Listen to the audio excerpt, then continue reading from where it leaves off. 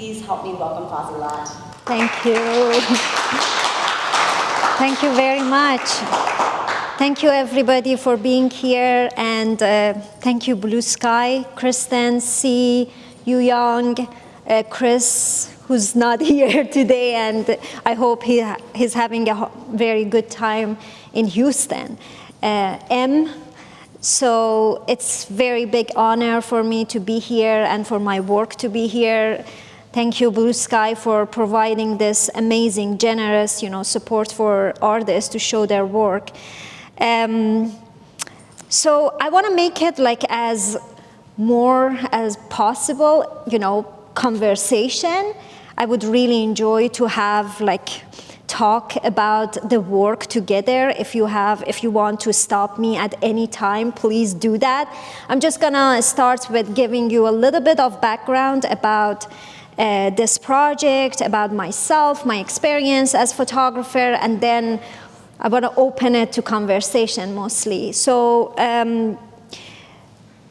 I studied photography back in Iran. I got my undergraduate degree in photography, and growing up in Iran as a woman, immediately you are kind of exposed to a lot of inequality and social injustice.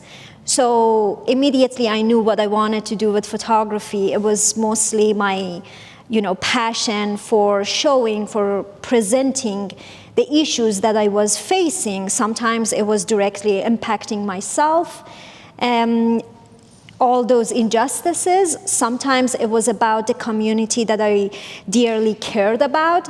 And it was very important for me to be a photographer in order to talk about these issues. So back in Iran, right after college, I became photojournalist, and it was not easy path, as a woman to kind of, pursue that route, because it's a little bit, complicated. Women photojournalists, they kind of believe that you might not be able to do as good of a job as men, carrying a couple of cameras and lenses, so you might not be able to do that. But it took me a while until kind of I established my reputation as a photojournalist, so I got fully involved in one of the agencies in the country, which gave me a very good platform to be in the center of society, witnessing what was happening in the country. And it was very great and impacted my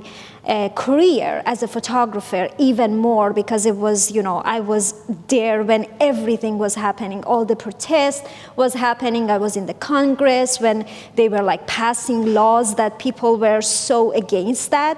So that impacted, my career for sure. And in 2011, I moved to the US, mostly because, the situation got very worse than what it was after the re-election of Mahmoud Ahmadinejad, the president of Iran.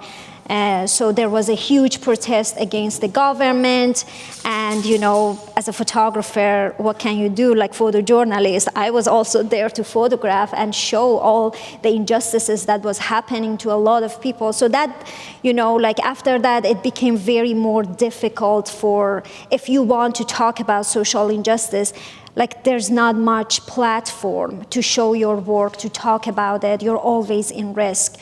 So I came to the US, I got my master's degree and PhD in, from University of Cincinnati, and in 2015, I moved to Utah, for my job as an assistant professor of photography at the time. And immediately, 2015, I was very much exposed to a lot of stories from the community. And because I teach at university, I was immediately surrounded by a lot of these young students that they were, sharing their story of their struggle. And I was witnessing, in class how it is difficult for certain students, and then the community around me. And it was a very big shock for me. I did not expect that, naive understanding understanding being Iranian. I always thought that, like, America, of course, like, you know, whatever we experienced back in Iran, this is not going to happen here.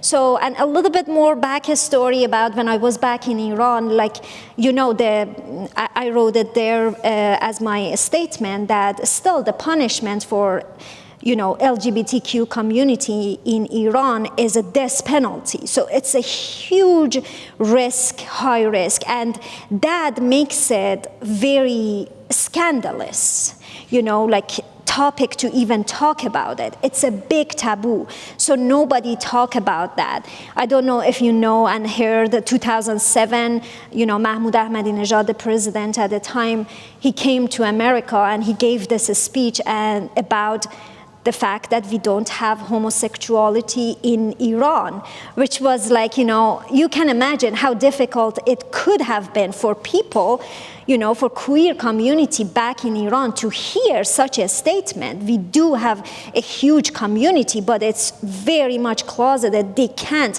like, it's so severe that they can't even, like, even very close relatives cannot talk about it because it's a taboo, it's a scandal.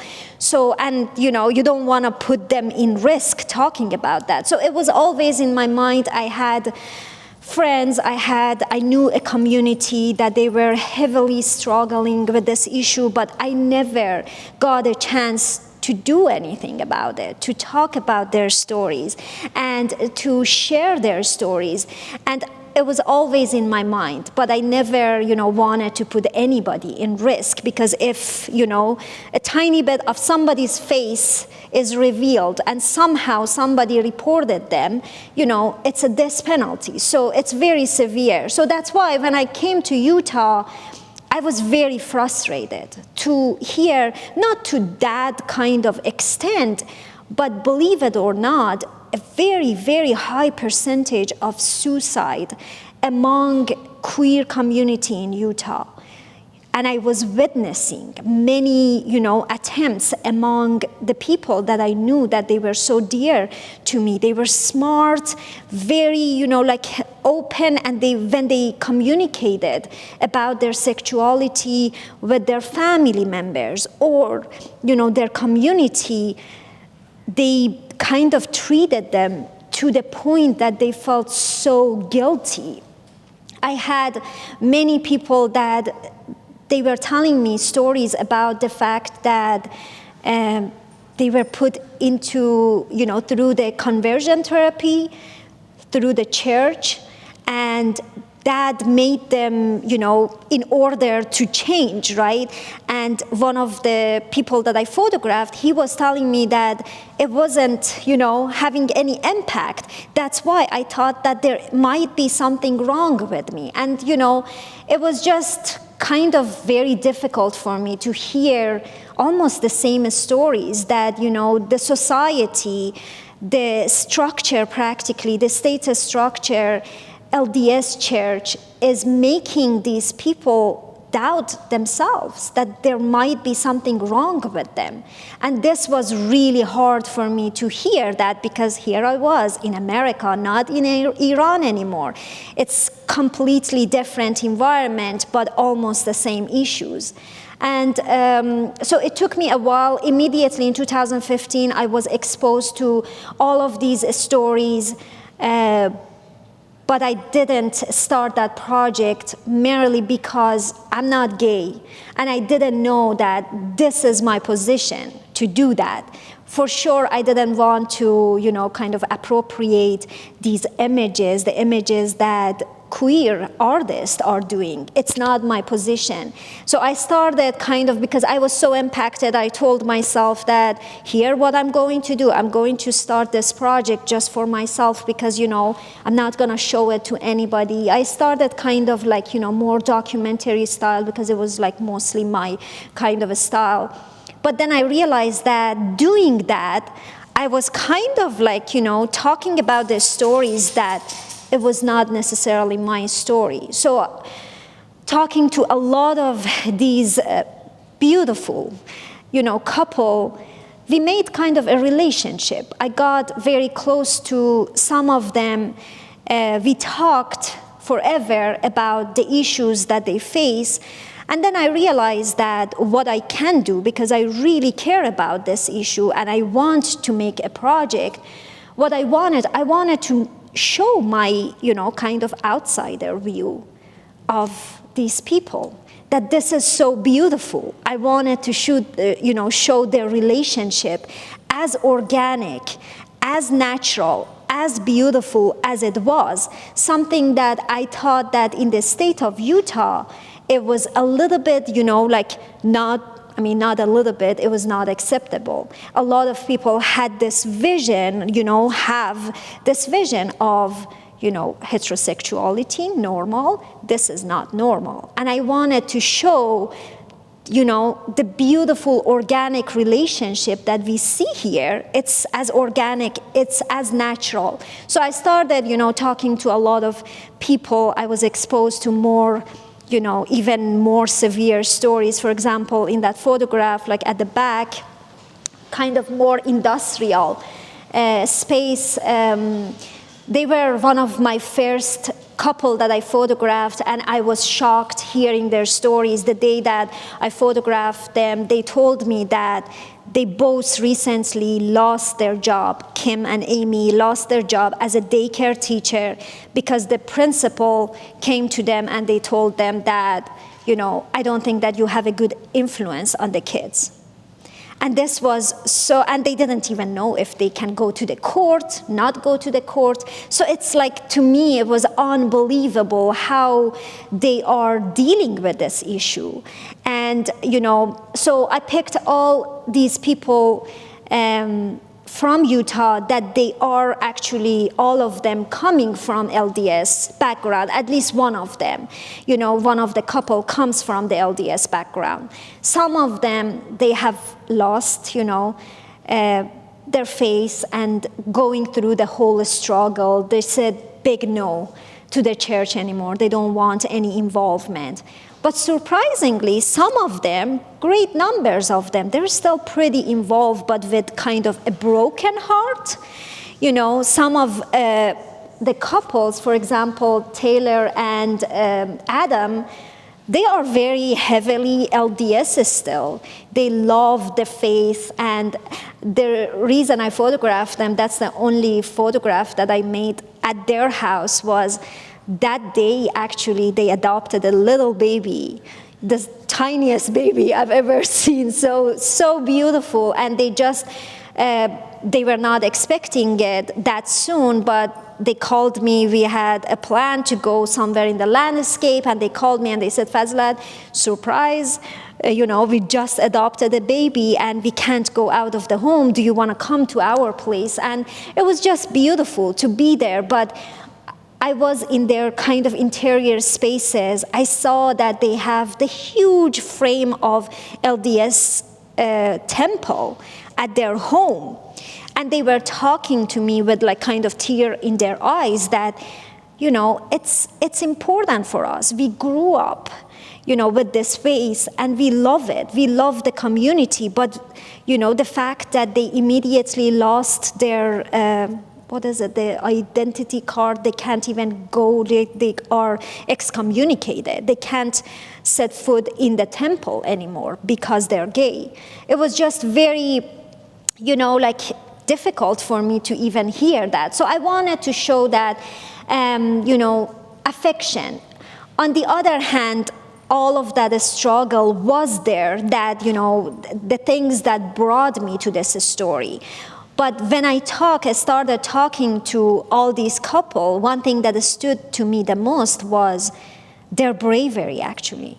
That this new generation, like a lot of them, mostly they're in their early 20s, they're changing the society around them in a very beautiful way.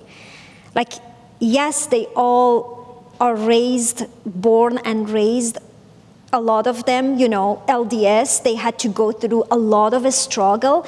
But believe it or not, I actually witness how, Utah is changing because of them. Like, I was in the center of because I'm at the university too, and because I had a lot of connection with these, couples, I saw that they are bringing so much openness. One of the couple, for example, told me a story that when they met first, and when they told their family that, about their sexuality, her mom didn't talk to her for, 3 years, 5 years. But then recently she got engaged, and her mom announced it on Facebook page, saying that I am proud of my daughter. She's getting married. So that means that it's bringing so much change to this state, and that's what is important. This, kind of in contrast to what the previous generation did, was kind of either ignoring that or not talking about it. This generation, despite the fact that they might have a lot of respect for their church, for their faith, they're still active in, picking themselves, their desire on top of it, and bringing it to the public, and acknowledging the fact that this is who we are. And I think this is very important for me to show it in this project. On one hand, I wanted to show their struggle, but on the other hand, I wanted to focus on them being so brave, strong. I didn't want to show necessarily very, kind of just about darkest struggle. That's why I think a lot of these photographs, they look very beautiful, and strong. I wanted to focus on the fact that these people are doing something extraordinary in the state of Utah, actually. So, this is the big, large kind of picture of this, project. But if I want to go to the details during the opening, a lot of people ask me, some of the questions that I would like to address that. For example, why I photographed the majority of them in nature. And that's something that I think everybody was curious about, that why in nature. And I think I started this project photographing whoever in whatever setting that they were the most comfortable. But then slowly I realized that, I want to change that approach. I want to have actually to photograph them mostly in the landscape in Utah. And the reason was that, very interesting point, when I moved to Utah, I was very shocked. I saw so many photographers everywhere for the first time, so many photographers. And it seemed like it was very normal for heterosexual couple to photograph themselves, their family, every season in beautiful places in Utah, landscape in Utah, because I think there is a very huge sense of pride among, especially LDS family, about being a family, right? But that sense of pride is not, it seems it's not the same for gay couple in their eyes. And that's what I thought that, this is my way of showing that it is actually as beautiful, if not even more, and, as natural. So I think the organic setting of nature in different seasons, the beauty of their environment, I wanted them to be kind of, absorb in the environment, the very beautiful nature, landscape. So that was, one of the reasons that I kind of slowly decided to mostly move towards photographing this couple in nature. Another, point that some people ask me, why one couple is always, mostly looking at the camera, one is looking away. And that was actually very interesting, organically also happened. When I started this project, actually with this couple, Heather and Soraya. And Soraya was so shy, she wouldn't want to look at the camera. She was very shy. And we talked, because this type of photography to me is a very much collaboration. Very, like I see that these photos are beautiful because mostly they made this photograph so beautiful. They created the pose, yes, I was there to tell them sometimes look this way, look that way, let's go here or there. But I think it was very tight, a sense of collaboration between us. So she was very shy, and we talked, okay, what can we do? And we decided that maybe this pose would be a very, good pose. So, and she's kind of, Heather is, holding Soraya so tightly. And I wanted to show that connection, that sense of affection between them, the sense of they really dearly care about each other. Because in our talk, in our conversation, one sentence always, was very similar among like every couple that we talked about. They were heartbroken of the fact that why, I think I have that there, whose approval was I trying to win because, based on who I loved. And it was like, why people should judge me and like excommunicate me, they don't talk to me because of the person that I love. And this was something that stood out to me. And I thought that they're just so, like beautifully taking care of each other. And I wanted to show in every image, because they all talk about their stories in a sense that, one had to deal with this, but then when they got together, they realized that, okay, finally I feel normal, because somebody else, my partner, feels exactly the same. And that's something that I wanted to show. But going back to that story was that I went home and I looked at all the images that I had, and I was like, I love this approach, that actually this brings a layer of complexity. When you look at these couples, one of them, is looking kind of away, one of them is more like a straight looking with like sense of very strength, looking at the camera. And the gaze is there, but at the same time, it's not very much a straightforward family pictures. So I loved that kind of complexity. And I think it all just happened, depends on which couple, who I was photographing, how they reacted to the camera and stuff like that. So I want to open it to conversation. Like, I think I said everything that about the project that was on top of my mind, but please tell me how you react to these photographs. If you have any question for me, if you have any feedback, any critique, I'm very open to hear everything, and I would appreciate that. Yeah, go ahead. Before you came to the U.S., did you know anything about Utah? No. Oh, I mean, it's very interesting because I had no idea. Even when I went to Utah in 2015, I knew about the LDS culture, but I didn't know that it's so heavily omnipresent everywhere. Things are changing dramatically right now. It's very different setting right now. But, in 2015, I felt it very heavily, like in my classroom, in my neighborhood, everywhere that you would go, it was a very big sense of, LDS culture, very conservative setting. But I got a job, I got a job offer from Utah State University, and I love teaching.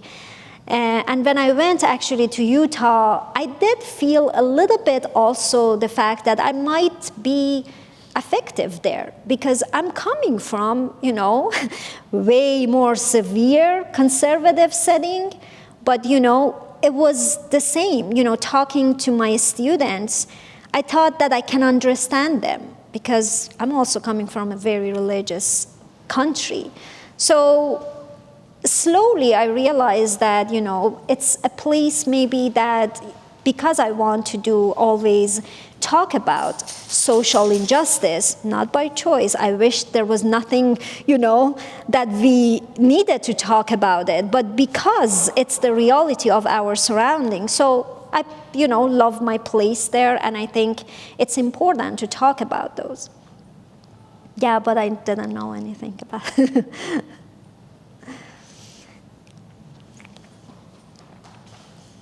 Yeah, go ahead. I guess I'm curious how it's been since you started this project, sharing the photographs both with the the couples that you've taken their photographs, and how it's been just, I guess, opportunity-wise, or what it's like for them to see their photographs, and what it's like for places in Utah to get to see these photographs, and then slow normalization. This that's a very isn't going anywhere. They're not going to move. You mean their home too. Yes. Also their home. The landscape is also their home. Yes, exactly. So started this project 2019, and it is I think last summer I felt finally it is at a space that I can share this project. I photographed around 25 couples, and I thought that communicating with them, talking to them, it is now at a point that finally I can feel comfortable sharing their stories. So, I have shown this work different places, Utah Contemporary Photography, UMOCA. Recently, a couple months ago, I had 4 pieces of this project there, but this is actually the first solo show for this project. I had another show at the Metaverse Gallery of Photo Evidence, but it's a digital space. It was not like the actual space that people go there. So it is my first solo show of this project, which I'm very proud of. But this project is going to Barcelona in April at Photo Nostrum Gallery. I'm exhibiting as a solo show this project there in April also. I have photographed, I have shown a couple of pieces before in Salt Lake City, but it's not easy in the state of Utah to share fully. Go ahead. Yes, so are these the largest versions of your pictures that you've seen, that you've seen? Yes, I haven't printed larger than these. You mean the number or the size? Yes, the size. But the size could go, I would say, this is 36 by 24, but I think the size could go like 45 by, one size larger. They can go, but I always felt comfortable with this size. But yeah, this is the... That it makes a difference about how it's experienced. Yeah. That was part of the conversation on Thursday. Yeah. That just this size in this way of viewing them was a different experience. Oh, yeah, for sure. And so for all types of creatures. Yes. Just a different experience of your work. Yeah, that's very true. And it is, I'm saying it's also my first time seeing all the images in one place, which makes me so happy. I had to every time pick, certain photograph over the other ones. Every time it's just a little bit heartbreaking because I have to pick different stories. But this is the first time that I'm putting all of them at, one place. They're all talking about the same stories at the same time. And it's it's amazing. It's amazing feelings that, to just have them all in one place. People interact with these frames, get close, get a little bit far and see what they are about. And I like that experience of having them all. Yeah. Well, thank you for sharing your thoughts and your stories and sort of looking at all of your work here together. And it's great to meet you personally. You were part of all these photographs. Oh, thank you. I can tell that there was this trust that was built with you and the couples to how to work with them. Yeah. I so appreciate That's amazing to hear. Yeah. the community in presenting this work. That's amazing to hear because, you know, as a photographer, you are hoping only that that would happen. I was definitely like wanting that to happen, but you never know until like you're really there photographing them, talking to them. But, you know, we had many sessions. Some of them I was more like, you know, we had more kind of conversation, more talk, more, you know, many times we got coffee, we become friends, you know, we talked about their stories. Some of them maybe was like a little bit more minimal. So it was very different, but I think, I mean, I enjoyed just being with them in nature, some of them in the, you know, like urban setting, because these couple, they didn't want to go to nature. They were like all very, you know, urban kind of people. They loved going to their own, like their favorite coffee shop. And I was like, why should I put them in landscape? You know, after talking to them, I was like, we need to be in the space that you feel comfortable to be. So that's why, you know, I always kind of moved. But thank you so much for saying that. Yes, go ahead. Yeah, I think it's also that there's a sense of belonging. Yes. Is that this is where it's comfortable in a, you know, in a poetic kind of. Yeah. Is that I belong here like the tree belongs here. Exactly. The, you know, whatever else in the horse. Yeah. In that kind of. Oh, of course. Yes. Is that as I look at the look that each of the couples have is almost devoid of something. Yeah. But at the same time, it does turn it around. Mm-hmm. I mean, the expectations of finding out that they're so, how can I say, they are not threatening. The faces are not threatening. Yeah. It's just putting your arms around each other. Yeah. Okay, that's what's wrong. Yes. With this picture. Yeah. Of people. And you just got this neutral kind of, like this is me, which is that one patch, that one little look that is just, this is how I look. Yeah. It's flat, but I don't know whether it's comfortable or Yeah. at peace or something. Anyway, there's just something else going on here that's really. No, that's amazing. Yeah, that's amazing. And I do think that, you know, just I want to mention that this, like, you know, I picked a lot of these spaces that are like they are alone there. You can feel that there's nobody around. It's a space that, you know, yes, it's beautiful, but it's empty spaces. And it was feeling that way even when we were in nature, when we were photographing. I mean, it varied with different couples, but if people were walking and they were hugging, it was like that sense of fear, not fear necessary, but discomfort was coming there. Like sense of, you know, I just wanted to show all that complexity. It's not just about them being beautiful, hugging each other in nature. It is like more complex, their stories. Go ahead. Yeah. About your work and the choices that you made even earlier about not being of that community and how you work on it. It seems like every step of your work goes through this kind of prism of responsibility. Yes, yes. Yeah. And it's so interesting when you talk that way, how you can see little things in your photographs that are reflective of the way that you I felt as an artist also. talk about photographs. Yes. I just think that's all. No, that's great. Thank you. Thank you very much.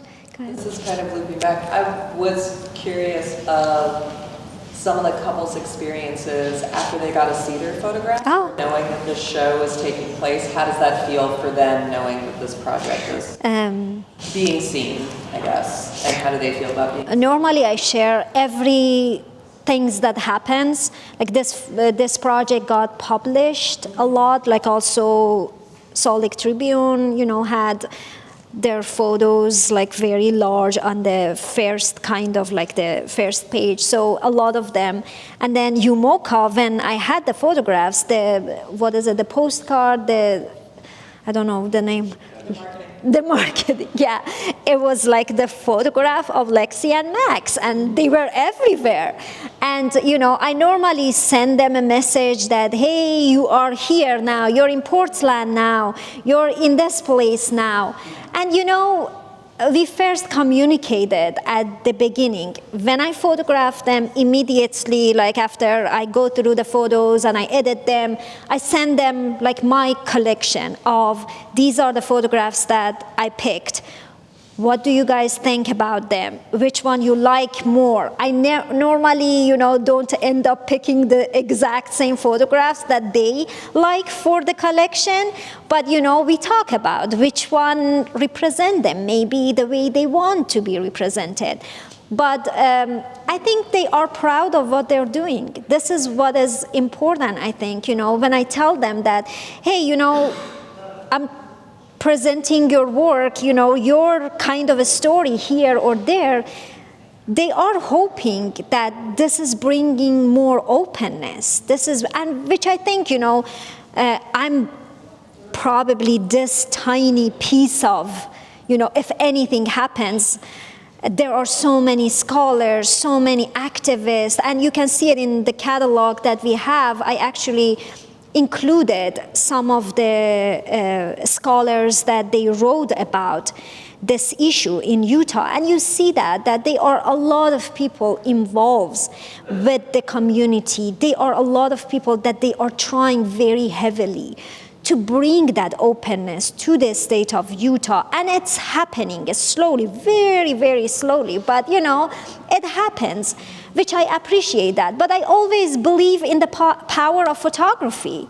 I actually remember that the thing that made me so excited about photography when I was back in Iran and I was very young was to learn about Louis Hine and his project of the child labor project and how that project brought so much change. It made a change to happen. And I believe in it, I don't know how much and at what point, but I do think that, our job is just to talk about it, to normalize it, to make it visible so people can see it and be exposed to it. And finally, they get to the point that, that normalizing it, that this is natural as anything else. And this is something that I think it should happen. And my hope is not just necessary to keep it in the state of Utah. I think coming from Iran, I'm hoping that these type of projects help other countries like Iran, other communities that they are dealing with this, struggle, to get inspired, to see that, they can also hope for near future that, this could happen there too, slowly, very slow. I've been, unfortunately, I can understand how slow could be so annoying, but, it happens at some point, and that's, how they should contribute something. Yeah. Thank you. Any other feedback? Yes, go ahead. I love this work. Thank you. So much for sharing. Your story and their stories are incredible. I think one of the big takeaways for me is just how our individual stories are powerful and they feed into the larger collective. Yes. And it's not about having status or platform or power, but really believing in the power of our own stories. That's amazing. Yes, exactly.